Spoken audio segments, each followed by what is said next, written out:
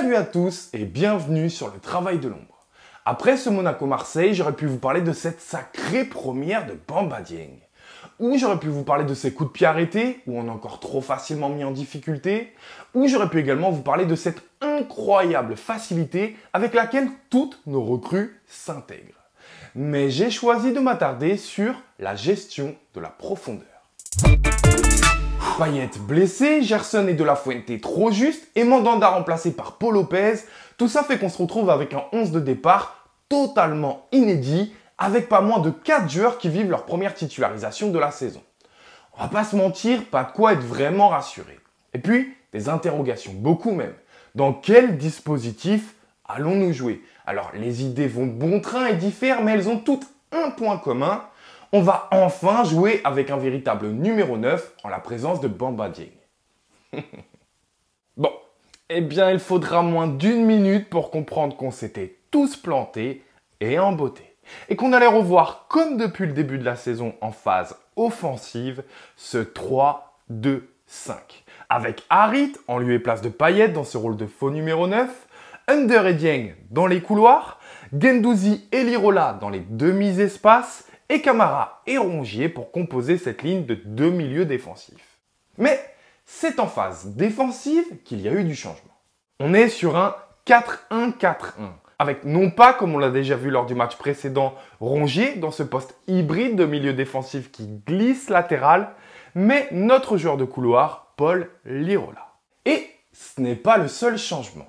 Puisque contrairement à Kovac, qui n'a pas pu anticiper, s'adapter à nous tant on est devenu illisible tactiquement, Sampaoli, lui, a pu le faire. Avec un objectif, contrôler la profondeur. Avec l'armada monégasque, les Ben Yedder, Voland, Martins, etc., ça peut totalement se comprendre. Mais alors, par quels moyens y sommes-nous parvenus? Eh bien, on va tout simplement poursuivre avec la séquence de notre dernier arrêt sur image. Pas de solution à gauche, ça coulisse donc à droite et je m'arrête de nouveau pour vous convaincre une bonne fois pour toutes de ce 4-1-4-1. Ok? C'est bon? Allez, poursuivons parce que c'est la suite qui nous intéresse. Observez le déplacement de Camara. Il recule d'un cran pour venir se glisser au cœur de la défense et former une ligne de 5.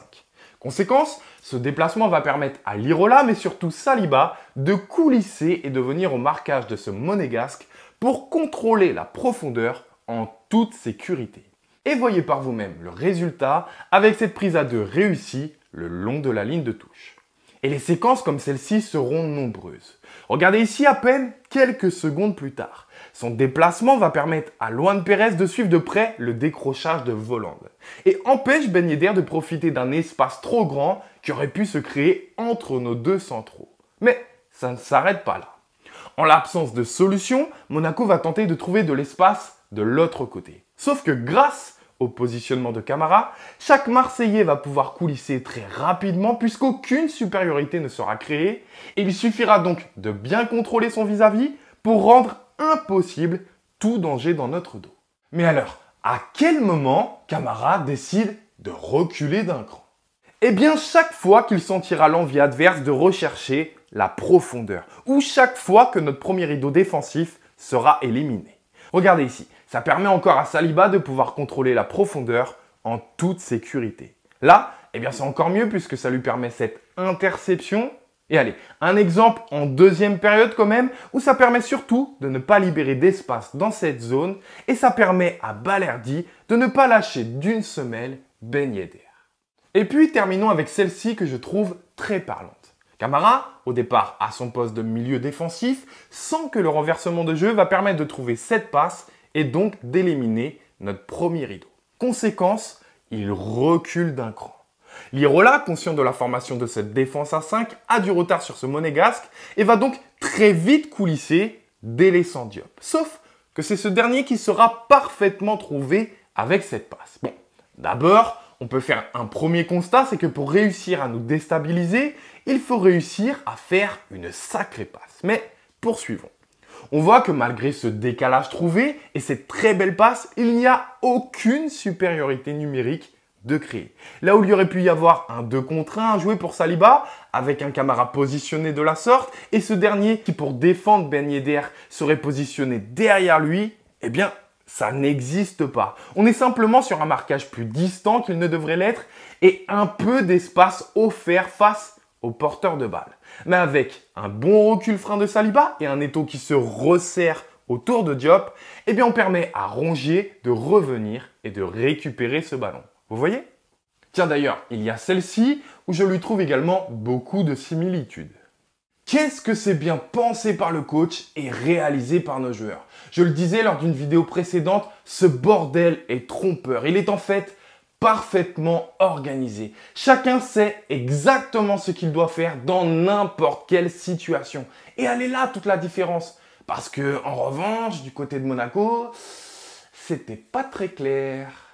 Pour faire simple, les joueurs positionnés dans cette zone, en l'occurrence ici, Camara, Rongier et Harit venus décrocher, eh bien du côté monégasque, on ne sait pas vraiment qui doit les prendre. Est-ce que c'est les centraux qui doivent sortir, les milieux reculés, etc., etc.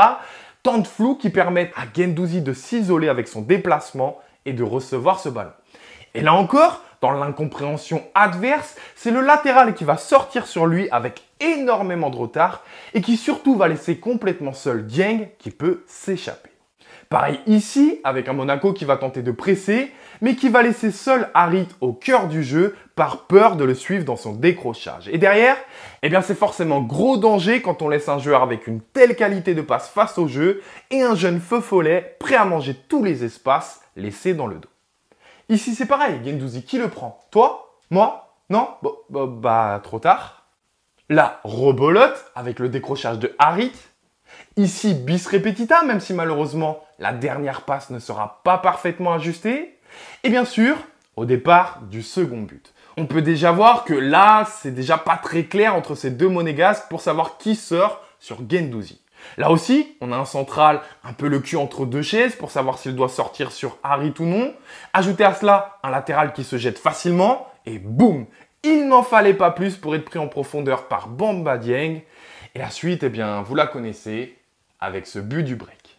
Ce schéma modulable qui paraît si complexe est tellement bien assimilé et appliqué par nos joueurs qu'on a parfois presque la sensation qu'on joue à 12, 13, voire 14 joueurs. Cette polyvalence et cette faculté qu'ont les joueurs de pouvoir jouer à plusieurs postes dans différents schémas fait qu'on a presque la sensation qu'ils se démultiplient. Absence ou pas de joueurs majeurs, les idées de jeu, le schéma l'emporte. Pas de problème, que des solutions. Et quand en plus on joue une équipe monégasque complètement paumée, eh bien ça donne une très belle victoire, un match abouti et des sourires sur toutes nos lèvres en ce lundi. Voilà, je vous dis à très vite sur le travail de l'ombre et allez l'OM.